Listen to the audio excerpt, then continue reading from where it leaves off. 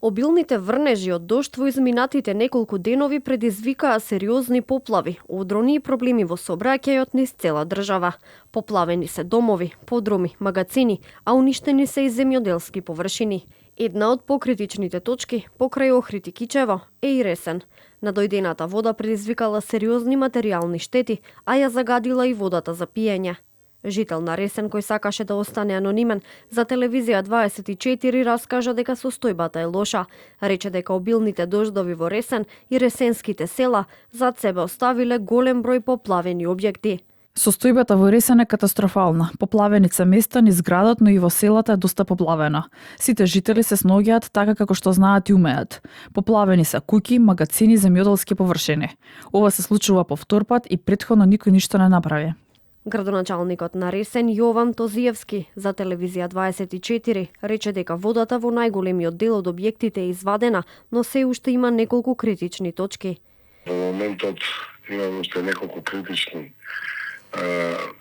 позиции, да кажем, каде што е се уште опасно, но во најголемиот дел зборувам за објектите, семејните објекти, најголемиот дел што беа зафатени.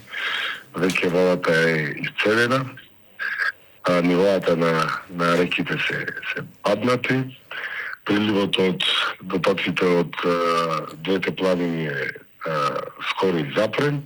Надојдената вода од обилните врнежи во Ресенско, од домовите, подрумите и магацините се вадела со помпи. Во Ресен, тим на ДЗС, овие 2 дена и синоќа со помпи ја вадеше на влезената вода од подруми, куќи и објекти. Во подготвеност беше активиран и тим на ДЗС, со 2 чамци, што за среќа немаше потреба да дејствуваат. Поплави има и во Битола. Од Центарот за управување со кризи информираа дека зголемен е водостојот на локалните реки и поплавени биле земјоделски површини. Механизацијата на општината е на терен за санација на штетите, а кризниот штаб организира приоритети за дејствување на екипите кои се на терен. Градоначалникот на Битола, Тони Коњановски за телевизија 24 рече дека расчистувањето на водата почнало уште од вчера. Според него, денеска состојбата била стабилна.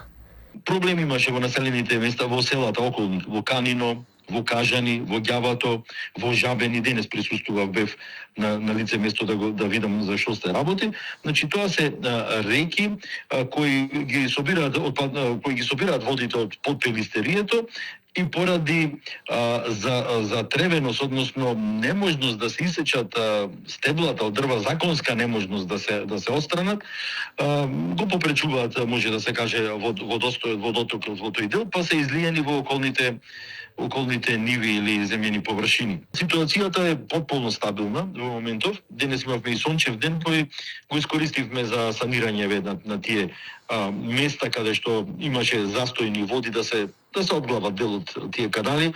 Обилните дождови во Тетово урнаа неколку потпорни ѕидови. Од општина Тетово за телевизија 24 кажаа дека моментално состојбата е стабилна, патиштата се проодни, нема материјални штети и нема повредени лица.